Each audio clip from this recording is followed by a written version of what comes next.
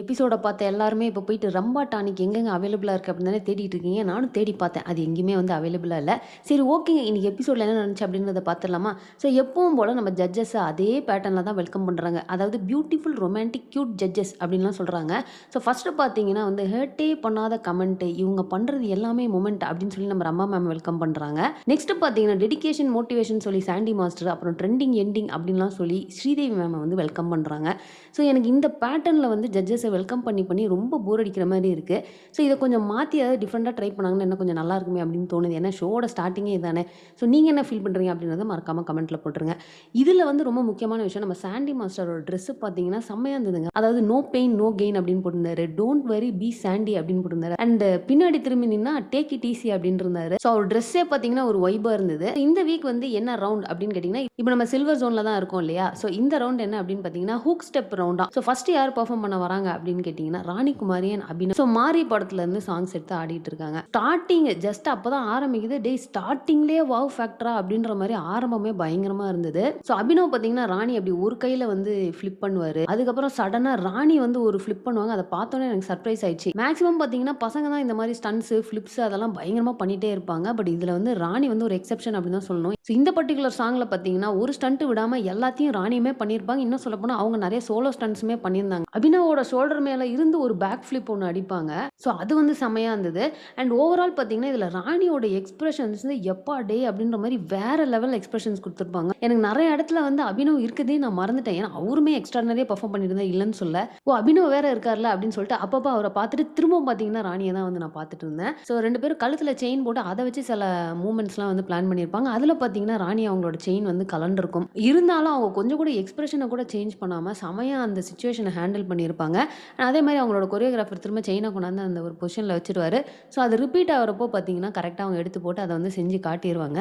So overall வந்து அந்த hook step அப்படிங்கிற மேட்டர் வந்து செம்மையாக வந்துருந்துச்சு இவங்களோட டான்ஸில். ஸோ இவங்க டான்ஸ் ஃபுல்லாகவே பார்த்தீங்கன்னா ஸ்டண்ட்டு ஸ்டண்ட்டு ஸ்டண்ட்டு அப்படிங்கிற மாதிரி தான் போயிட்டு இருந்தது. செம்ம மாஸான பர்ஃபார்மன்ஸ். மாஸ் அப்படிங்கிறது தான் இந்த பர்ஃபார்மன்ஸ்க்கான கரெக்டான வேர்ட் அப்படின்னு நான் சொல்லணும். இன்ஃபேக்ட் அந்த பர்ஃபார்மன்ஸை பார்க்க பார்க்க எனக்கு அந்த அட்ரிலின் ரஷ் வந்து அவ்வளோ ஹெவியாக இருந்ததுன்னா பார்த்துக்கோங்களேன். ஸோ இவங்க பர்ஃபார்மன்ஸ் முடிஞ்சோன்னா ஜட்ஜஸ்லாம் கமெண்ட் கொடுக்குறாங்க. நம்ம ரம்பா மேம் என்ன கேட்குறாங்க அப்படின்னு பார்த்தீங்கன்னா, என்ன மாஸ்டர் இது, நீங்கள் செகண்ட் ரவுண்ட்லேயே இப்படியெல்லாம் பர்ஃபார்ம் பண்ண வச்சிங்கன்னா அப்போ அடுத்து ஃபைனலுக்கு என்ன பண்ணுவீங்க அப்படின்ற மாதிரி கேட்டிருப்பாங்க. இன்னும் நாங்கள் பெட்டராக தாங்க கொடுப்போம் அப்படின்ற மாதிரி அவர் சொல்லியிருப்பாரு. ஸோ இதுக்கு நம்ம சொல்லவே தேவையில்லை, இவங்களுக்கு வந்து க்ரீன் லைட் தான் வந்து கிடச்சிருக்கும். அடுத்து பார்த்தீங்கன்னா பிரியங்கா அண்ட் பிரதீப் வந்து பெர்ஃபார்ம் பண்ணுறாங்க. கதறல்ஸ் இருக்கு இல்லையா, அந்த பாட்டுக்கு தான் வந்து டான்ஸ் ஆடுறாங்க. ஸோ இவங்க ஒரு ஏஜான கப்புள் அப்படின்ற மாதிரி வராங்க. ஸோ அப்போ என்ன பண்ணுறாங்கன்னா ரம்பா டானிக் அப்படின்னு சொல்லிட்டு ஒன்று வச்சு எடுத்து குடிக்கிறாங்க. அதை குடிச்சோன்னா பயங்கர எனர்ஜெட்டிக் ஆகிட்டு கண்ணாமினான்னு பெர்ஃபார்ம் பண்ண ஆரம்பிக்கிறாங்க. ஸோ எனக்கு இவங்க பண்ண பர்ஃபார்மன்ஸ் பிட்ஸ் எல்லாமே வந்து சூப்பர் செம்ம எனர்ஜெட்டிக்காக இருந்தது. இன்னும் சொல்லப்போனால் இவங்களோட ஹூக் ஸ்டெப் ரொம்ப டிஃப்ரெண்டாக இருந்ததுங்க. ஒரு மாதிரி முட்டி மூமெண்ட்டை வச்சு ஒரு ஹூக் ஸ்டெப் பண்ணியிருந்தாங்க. அது நல்லா இருந்தது. அண்ட் பிரதீப் பார்த்தீங்கன்னா ஒரு இதில் ஒரு வேவ் பண்ணியிருப்பாரு. அதாவது பிரியங்கா வந்து கையில் ஒரு ஸ்டிக்கை வச்சுக்கிட்டு கீழே இது பண்ணுவாங்க. அண்ட் பிரதீப் அந்த டைம் வேவ் பண்ணியிருப்பாரு. அது எனக்கு ரொம்பவே பிடிச்சிருந்தது. ஸோ ஓவரால் இவங்க பர்ஃபார்மன்ஸ் பார்த்தீங்கன்னா செம்ம பவர் பேக்டாக இருந்தது. ஆனால் எனக்கு ஆக்ட் ப்ளஸ் டான்ஸ் அப்படின்னு வச்சதுனால எனக்கு அந்த ஆக்ட் வந்து ரொம்ப ஜாஸ்தியாக இருந்தது. நடுவில் நடுவில் நிறையா நிறுத்தி நிறுத்தி நிறைய விஷயங்கள், அதாவது ஏஜ் ஆயிடுச்சு, நம்ம வந்து டானிக் குடிக்கலாம், ஆம்புலன்ஸை கூப்பிடலாம், நிறைய இடத்துல ஸ்டாப் பண்ணனால கொஞ்சம் டவுன் ஆன மாதிரி எனக்கு பர்சனலாக ஃபீல் ஆச்சு. பட் ஜட்ஜஸோட கமெண்ட்ஸ் அந்த மாதிரிலாம் எதுவுமே இல்லை. எல்லாமே வந்து சூப்பராக இருந்துச்சு அப்படின்ற மாதிரி தான் அவங்க சொல்லியிருப்பாங்க. ஸோ இவங்களோட பர்ஃபார்மன்ஸ் முடியிறப்ப பார்த்தீங்கன்னா இந்த ரம்பா டானிக்கை குடிச்சு குடிச்சு நம்ம தாத்தா வந்து கடைசியாக போட்டுன்னு போயிட்ட மாதிரி காட்டியிருப்பாங்க. அதை பார்த்தோன்னே ரம்பா மேமுக்கு அடடே என்னடா இது ரம்பா டானிக்குன்னு சொன்னீங்க, நான் ஜாலியாக இருந்தேன், கடைசியில் பார்த்தா அதை குடிச்சிட்டு செத்து போன மாதிரி காட்டிங்களடா அப்படின்ற மாதிரி ஒரு ஃபன் பண்ணியிருப்பாங்க. இது ரம்பா கிடையாது, நல்லா யோசிச்சு பாருங்க, அது ரெண்டையும் ஸ்ப்ளிட் பண்ணி பாருங்க, ரம்முன்னு வருது இல்லையா அப்படின்ற மாதிரி சொல்லுவார். இது ரம் இல்லை ரேம் அப்படின்னோடனே இவர் ஓ ரேம்னா ஸ்பீட் ஆச்சே அதுதான் அப்படின்னு சொல்லிட்டு இது ஒரு டெக்னிக்கல் காமெடி, இதெல்லாம் உங்களுக்கு புரியாது அப்படின்ற மாதிரி சொல்லியிருப்பாரு. அது கொஞ்சம் டைமிங்காக நல்லா தாங்க இருந்தது. ஸோ அடுத்து பார்த்தீங்கன்னா அன்எக்ஸ்பெக்டடாக நம்ம பிரதீப்போட அம்மா வராங்க. சர்ப்ரைஸாக கையில் ஒரு பேக்கோட வராங்க. அதை பார்த்தோன்னே எனக்கு தெரிஞ்சிச்சு அவங்க அப்பளம் தான் கொண்டு வர போகிறாங்க அப்படின்ட்டு. ஏன்னா நம்ம சாண்டி மாஸ்டர் வேறு காலில் சொல்லியிருப்பார் தெரியுமா, இந்த மாதிரி கொஞ்சம் அப்பளம் கொடுத்துடுங்கம்மா அப்படின்ட்டு. அவங்க நிறைய விஷயங்கள் வந்து எந்த அளவுக்கு பிரதீப் கஷ்டப்பட்டாங்க அண்ட் அவங்க லைஃபுமே எந்த அளவுக்கு கஷ்டமாக இருந்திருக்காங்க, இந்த ஸ்டேஜுக்கு வரதுக்கு எவ்வளோ கஷ்டப்பட்டிருக்காங்க அப்படிங்கிறது எல்லாத்தையுமே வந்து நம்மளோட ஷேர் பண்ணியிருப்பாங்க. அதெல்லாம் வந்து ரொம்ப எமோஷனல் மொமெண்ட்ஸாக இருந்தது. அவங்களும் பார்த்தீங்கன்னா ஃபஸ்ட்டு ராணிகுமாரிக்கு வந்து தேங்க் பண்ணுறாங்க அண்ட் அடுத்து மணிகண்டனுக்கும் வந்து தேங்க் பண்ணுறாங்க. அதாவது என்னோட சான்ஸை நான் அவர் கொடுத்துருங்க அப்படின்ற மாதிரி அவர் சொல்லியிருப்பார் தெரியுமா. தெரியுமா? ஸோ அந்த ஒரு விஷயத்துக்காக தேங்க் பண்ணுறாங்க. அண்ட் கடவுள் வந்து அவர் டைரெக்டாக ஹெல்ப் பண்ண மாட்டார், இந்த மாதிரி யார் மூலியமாக தான் பண்ணுவாருன்னு சொல்லிட்டு ஜட்ஜஸ்க்கு ரொம்பவே தேங்க்ஸ். அதே மாதிரி அந்த பேக்கை திறந்தா உள்ள ஃபுல்லாக அப்பளமாக இருக்குது. அங்கே இருக்கிற எல்லாருக்குமே வந்து அப்பளத்தை வந்து டிஸ்ட்ரிபியூட் பண்ணுறாங்க. எல்லாருமே வந்து செம்ம ஜாலியாகிடுறாங்க. ஸோ அடுத்த பர்ஃபார்மன்ஸ் யார் அப்படின்னு பார்த்தீங்கன்னா ஸ்ரேயா அண்ட் விஜய் வந்து டான்ஸ் பண்ணுறாங்க. சில் ப்ரோ அப்படிங்கிற அந்த சாங்க்கு தான் வந்து ஆடுறாங்க. நல்லா இருந்ததுங்க, பர்ஃபார்மன்ஸ் நல்லா இருந்தது. அண்ட் அவங்களோட ஹூக் ஸ்டெப்பும் பார்த்தீங்கன்னா ரொம்ப நல்லா நீட்டாக இருந்தது பார்க்கறதுக்கு. அந்த டால் அப்படிங்கிற மாதிரியான ஒரு கான்செப்டில் தான் 2 பேருமே பெர்ஃபார்ம் பண்ணாங்க.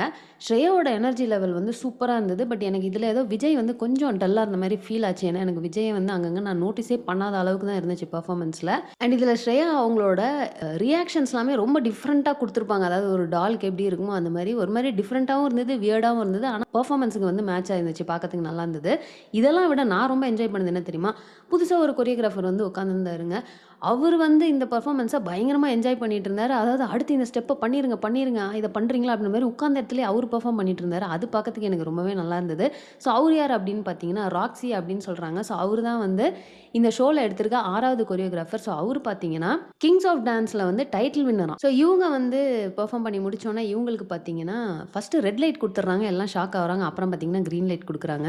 ஸோ அடுத்து பார்த்தீங்கன்னா ஆதிரா அண்ட் சஞ்சய் வந்து பெர்ஃபார்ம் பண்ணுறாங்க. அவங்க ஒரு சாங் ஆடிருந்தாங்க. அது எந்த சாங்னு என்னால் சரியாக கண்டுபிடிக்க முடியல. ஒருவேளை உங்களுக்கு தெரிஞ்சிச்சு அப்படின்னா மறக்காம கமெண்ட்ல போட்டுருங்க. ஸோ அவங்க வந்து அந்த காட்டுவாசிங்க மாதிரி ஒரு காஸ்டியூம்ல வந்து ஸோ எடுத்ததுல இருந்தே அந்த டான்ஸ் வந்து அந்த காட்டுவாசிங்கன்றப்போ அந்த ஸ்டைலில் இருந்தது. அவங்களோட காஸ்டியூமாக இருக்கட்டும், 2 பேரோட எக்ஸ்பிரஷன்ஸ் வந்து செம்மையாக இருந்தது. இதில் கண்டிப்பாக நான் சொல்ல வேண்டியது சஞ்சய். அவரோட எக்ஸ்பிரஷன்ஸ் வந்து வேற லெவலாக இருந்ததுங்க. அண்ட் இவங்களோட ஹூக் ஸ்டெப் வந்து சூப்பராக இருந்தது. அதாவது இன்னைக்கு எபிசோட்ல எல்லாரும் பண்ணியிருப்பாங்க இல்லையா? ஸோ அதில் என்னோட ஃபேவரட் ஹூக் ஸ்டெப் அப்படின்னா வந்து ஆதிரா அண்ட் சஞ்சயோட ஹூக் ஸ்டெப் தான் அப்படின்னு சொல்லுவேன். ரொம்ப டிஃப்ரெண்டாக யூனிக்காக இருந்தது. அண்ட் எனக்கு அதை பார்த்தோன்னே வந்து பிடிச்சிருச்சு. அண்ட் நம்ம சஞ்சய் பார்த்தீங்கன்னா வந்து நடுவில் சோலோ பர்ஃபார்மன்ஸ் மாதிரி ஒன்று பண்ணியிருப்பாரு. அங்கே வந்து ஃப்ளோர் மூமெண்ட்ஸ்லாம் நிறையா பண்ணியிருப்பாரு. அது ஒரு சின்ன டியூரேஷன் தான். அவங்களோட ஓவரால் பர்ஃபார்மன்ஸில் அந்த சோலோ பிட் மட்டும் இன்னும் கொஞ்சம் எக்ஸ்ட்ராவாக பிடிச்சிருந்தது அப்படின்னு தான் நான் சொல்லணும். அண்ட் இவங்க பர்ஃபார்மன்ஸ் முடியுது. அப்போ பார்த்தீங்கன்னா நம்ம சூர்யா மாஸ்டர் கேட்குறாங்க, உங்களுக்கும் ஆப்பிளுக்கும் என்னங்க சம்மந்தம்? ஏன் போன சீசன்ல இருந்தே நீங்கள் வந்து எப்படியாவது பர்ஃபார்மன்ஸில் இந்த ஆப்பில் உள்ளே கொண்டு வரீங்க அப்படின்னு கேட்குறாங்க. நம்ம சூர்யா மாஸ்டர் சொல்கிற அப்படி கிடையாதுங்க, ஆப்பிள்னா வந்து பொண்ணுங்களுக்குலாம் ரொம்ப பிடிக்கும்ல அப்படின்றாங்க. அங்கே உட்காந்துருக்கிற எல்லா பொண்ணுங்கிட்டையும் கேட்குறாங்க, உங்களுக்குலாம் ஆப்பிள்னா ரொம்ப பிடிக்குமா அப்படின்னு கேட்டால் இல்லையே அப்படின்னோடனே இவர் உடனே மாற்றிட்டு, இல்லைங்க என் வீட்டில் வந்து சண்டை வந்துச்சு அப்படின்னா என்னோட ஒய்ஃபு ஃபஸ்ட்டு ஆப்பிள் எடுத்து தான் அடிப்பாங்க, அதனால தான் நான் ஆப்பிள் எல்லா பர்ஃபார்மன்ஸ்லையும் வைக்கிறேன் அப்படின்ற மாதிரி செம்மையாக சமாளிச்சிருப்பாரு. ஸோ இவங்களுக்கு பார்த்தீங்கன்னா க்ரீன் லைட் தான் வந்து கொடுக்குறாங்க. அண்ட் கடைசியாக பார்த்தீங்கன்னா மணிகண்டா அண்ட் ஜாஸ்மின் வந்து பெர்ஃபார்ம் பண்ணுறாங்க. ஸோ இவங்க கோமலி அந்த படத்துல இருந்து ஒரு பாட்டுக்கு வந்து ஆடுறாங்க. ஜாஸ்மின் வந்து செம்ம காஸ்டியூமில் வந்து உட்காந்துருக்காங்க. ஆனால் எங்கே அப்படின்னு பார்த்தீங்கன்னா இந்த கண்டஸ்டன்ஸ்லாம் உட்காந்துருப்பாங்க தெரியுமா, அங்கேயே உட்காந்துருக்காங்க. ஸ்டேஜுக்கு வந்து பெர்ஃபார்ம் பண்ணவே இல்லை. ஓகே, இன்னும் கொஞ்ச நேரத்தில் வந்துருவாங்க போல அப்படின்ற மாதிரி தான் நான் யோசிச்சேன். அஃப்கோர்ஸ் நான் ப்ரோமோவும் பார்த்துருந்தேன்னு வச்சுக்கோங்களேன். பட் இருந்தாலும் அதெல்லாம் உண்மையாக இருக்காது அப்படிங்கிற ஒரு நம்பிக்கையில் தான் நான் பார்த்தேன்.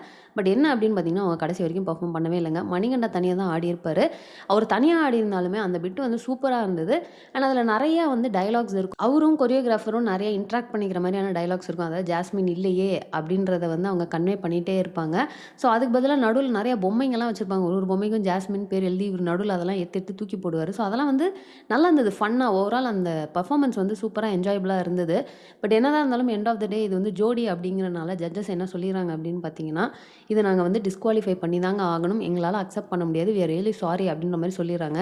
எனக்கு டமால்னு ஹார்ட் பிளாஸ்ட் ஆயிடுச்சு. ஏன்னா மணிகண்டன் வந்து எனக்கு ரொம்பவே பிடிச்ச ஒரு பெர்ஃபார்மராக இருந்தார். கண்டிப்பாக ஒரு ஃபைனல்ஸ் வரைக்கும் போவார் அப்படிங்கிற ஒரு எதிர்பார்ப்புலாம் நான் இருந்தேன். ஸோ என்ன ஆச்சு ஜாஸ்மின்க்கு அப்படின்னு பார்த்தீங்கன்னா, அவங்களுக்கு வந்து லிகமெண்ட் டயர் ஆயிருக்கு. ஸோ 2 வீக்ஸுக்கு வந்து ரெஸ்ட் எடுத்தே ஆகணும் அப்படின்னு இருக்காங்க. ஸோ இந்த வீக் இல்லைனாலும் நெக்ஸ்ட் வீக் அவங்களால பெர்ஃபார்ம் பண்ண முடியாது அப்படிங்கிறது தான் சிச்சுவேஷன். பட் எனக்கு என்ன தோணுச்சு அப்படின்னு பார்த்தீங்கன்னா, நீங்கள் யோசிச்சு பார்த்தீங்கன்னா போன சீசன்லலாம் இதே மாதிரி அடிபட்டப்போ அந்த வீல் சேரில் உட்கார வச்சு அதையவே ஒரு கான்செப்டாக கொரியோகிராஃப் பண்ணியிருந்திருப்பாங்க. பட் அவங்களுக்கு அந்த அளவுக்கு டைம் இருந்திருக்காது. ஏன்னா மாஸ்டர் சொல்லியிருப்பாரு 75% கொரியோகிராஃபி வரைக்கும் அவங்க இருந்தாங்க. அதுக்கப்புறமா தான் அவங்களுக்கு வந்து இதாயிருச்சு. ஸோ லாஸ்ட் மினிட்ல தான் மாற்றினன்ற மாதிரி சொல்லியிருப்பாங்க. அந்த கண்டஸ்டன்ஸ்லாம் உட்காந்துருக்க இடத்துல உட்காரத்துக்கு பதிலாக அட்லீஸ்ட் இவங்க ஸ்டேஜில் ஏதோ ஒரு இடத்துல உட்கார்ற மாதிரியோ இல்லை அந்த மாதிரி ஏதாவது ஒரு பார்ட்டிசிபேட் பண்ணோம், 2 பேராக தான் பண்ணோம், நீங்கள் வந்து இதுக்கேற்ற மாதிரி நீங்கள் மார்க் போடுங்கன்னு கூட சொல்லியிருக்கலாமோ அப்படின்னு எனக்கு தோணுச்சு. பட் இது எந்த அளவுக்கு ஒர்க் அவுட் ஆயிருக்கும் அப்படின்றது எனக்கு தெரியல.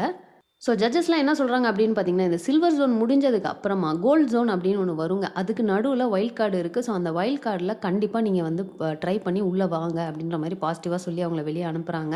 ஸோ அவ்வளோதாங்க, இந்த எபிசோட் வந்து இதோட முடிஞ்சிச்சு. அடுத்து வருவதில் பார்த்தீங்கன்னா நீக் இருக்கு இல்லையா, நிலவுக்கு என்மேல் என்னடி கோபம், அந்த படத்தில் இருக்கவங்கலாம் வந்து வந்திருக்க மாதிரி காட்டுறாங்க. நெக்ஸ்ட் டே பர்ஃபார்மன்ஸஸ்லேயும் வந்து அந்த குருநாத்தோட பர்ஃபார்மன்ஸ்க்குலாம் வந்து பயங்கரமான அப்ரிசியேஷன் கிடைக்குது. அண்ட் அவினாஷும் பார்த்தீங்கன்னா அந்த ஹூக் ஸ்டெப்னு சொல்லிட்டு சின்னதாக ஒரு பிட் ஒன்று காட்டுறாங்க. அதுவுமே செம்மையாக இருந்தது பார்க்கறதுக்கு. ஸோ நான் ரொம்பவே ஆர்வமா வெயிட் பண்ணிட்டு இருக்கேன் நாளைக்கு எபிசோட பார்க்கறதுக்கு. ஸோ ஓகேங்க, இந்த வீடியோ நான் இதோட முடிச்சுக்கிறேன். அண்ட் உங்ககிட்ட நான் கேட்க போற கேள்வி என்ன அப்படின்னு பார்த்தீங்கன்னா, இன்னைக்கு நடந்த அந்த பெர்ஃபார்மன்ஸ்லேயே வந்து உங்களோட ஃபேவரட்டான ஹுக் ஸ்டெப் என்ன அப்படிங்கிறத மறக்காம கமெண்ட்ல போட்டுருங்க. அண்ட் என்னோட ஃபேவரட் என்ன அப்படின்றது நான் ஆல்ரெடி சொல்லியிருப்பேன். அதாவது ஆதிரா அண்ட் சஞ்சய் அவங்களுக்கு தான் வந்து என்னோட ஃபேவரட்டாக இருந்துச்சு. அண்ட் அதையும் தாண்டி எப்பவும் கேட்குற அதே கேள்வி தாங்க, எல்லாருக்குமே ஆல்மோஸ்ட் க்ரீன் தான் கொடுத்துருந்தாங்க இல்லையா? ஸோ அதில் யாராவது ஒருத்தருக்கு எல்லோ கொடுத்துருக்கணும் அப்படின்ற ஃபீலிங் உங்களுக்கு இருக்கா அப்படின்றத மறக்காம கமெண்ட்ல போடுங்க. ஸோ அவ்வளோதாங்க, இந்த வீடியோ நான் இதோட முடிச்சுக்கிறேன். இந்த வீடியோ உங்களுக்கு பிடிச்சிருந்தா லைக் பண்ணுங்க, உங்கள் ஃப்ரெண்ட்ஸ் எல்லாத்தையுமே ஷேர் பண்ணுங்க. மறக்காம சேனலை சப்ஸ்கிரைப் பண்ணி என்னை சப்போர்ட் பண்ணுங்க. நெக்ஸ்ட் வீடியோவில் உங்களை மீட் பண்ணுறேன். தேங்க்ஸ் ஃபார் வாட்சிங். Bye by.